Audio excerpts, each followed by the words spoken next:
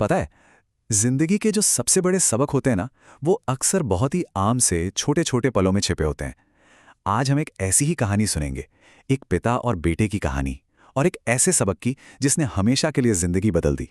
ये जो लाइन है, यही उस कहानी का दिल है जिसे हम आज समझने वाले हैं। देखिए, ये सिर्फ एक कहावत नहीं है, बल्कि एक ऐसा अनुभव है जिसने एक नौजवान लड़के की सोच और उसकी जिंदगी की दिशा ही बदल कर रख दी। और ये कहानी हमें सुनाई है जाने माने एक्टर आशुतोष राणा ने।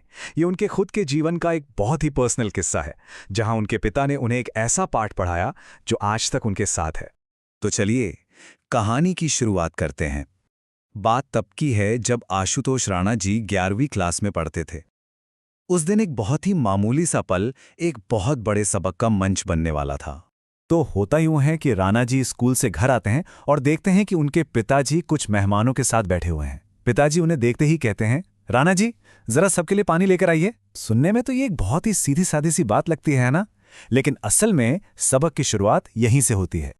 अब ये सुनते ही राणा जी के मन में एक अजीब सी बात आती है।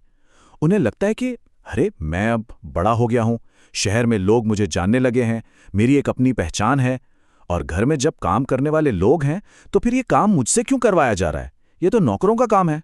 तो आपने इसी अहंकार में, या कह लीजिए अब अपनी इसी सोच में, राणा जी खुद पानी लाने के बजाय अंदर जाकर घर में काम करने वाले हनाम दादा से कहते हैं कि वो मेहमानों को पानी दे दें।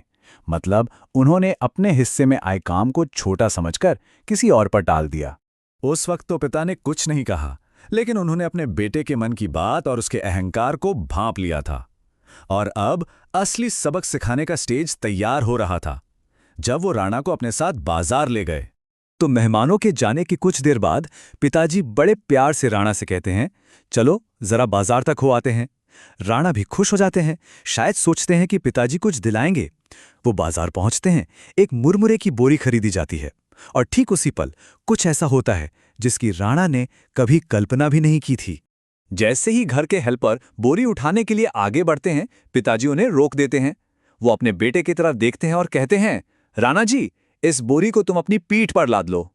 सोचकर देखिए, ये उस समय और समाज के हिसाब से कितनी अजीब बात थी। अब जरा उस नौजवान लड़के की हालत सोचिए।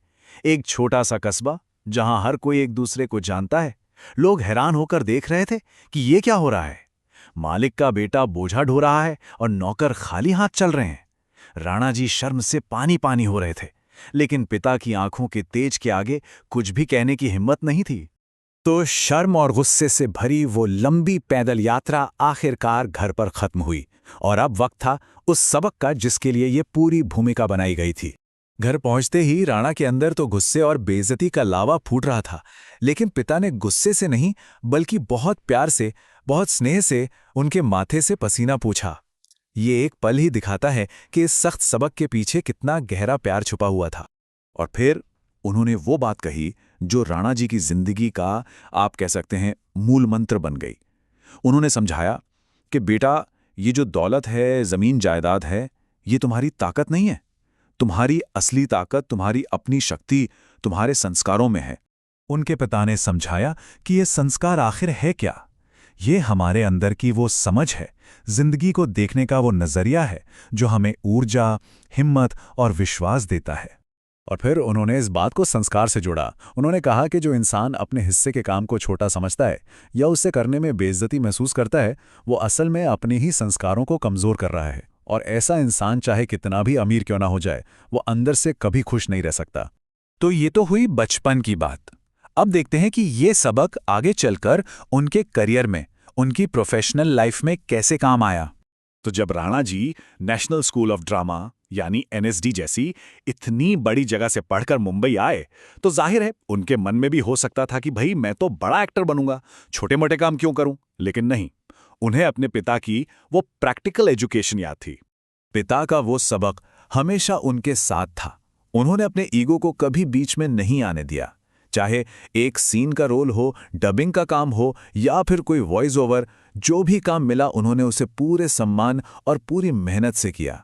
और यही छोटे छोटे काम, यही नजरिया उन्हें दुश्मन जैसी बड़ी फिल्म तक ले गया, जिसने उनके लिए कामयाबी के दरवाजे खोल दिए। तो आखिर में ये कहानी हमें एक बहुत ही गहरी लेकिन बहुत ही सरल बात सिखाती है। हर काम की अपनी एक गरिमा होती है। राणा जी खुद कहते हैं कि आज भी, इतने साल बाद भी, जब कभी उनके मन में ये ख्याल आता है ना कि कोई काम बड़ा है या छोटा, तो उन्हें तुरंत ये वाकया याद आ जाता है और उनका मन जीवन के प्रति सम्मान और एक अजीब से आनंद से भर जाता है। और ये कहानी एक सवाल हम सबके लिए भी छोड़ जाती है, क्या हम अपने हिस्से में आए कामों को सम्मान देते हैं? क्योंकि सच तो यही है, कोई भी काम बड़ा या छोटा नहीं होता, हमारा नजरिया, हमारा दृष्टिकोण ही उसे बड़ा या छोटा बनाता है। और चलिए, इसी एक आखिरी विचार के साथ इस बात को खत्म करते हैं। एक बेहतरीन इंसान वो हर चीज का सम्मान करता है जो उसके हिस्से में आती है, चाहे वो कोई काम हो, कोई इंसान हो या कोई विचार। ये सबक सिर्फ काम के बारे में नहीं है, ये जिंदगी जीने के तरीके के बारे में है।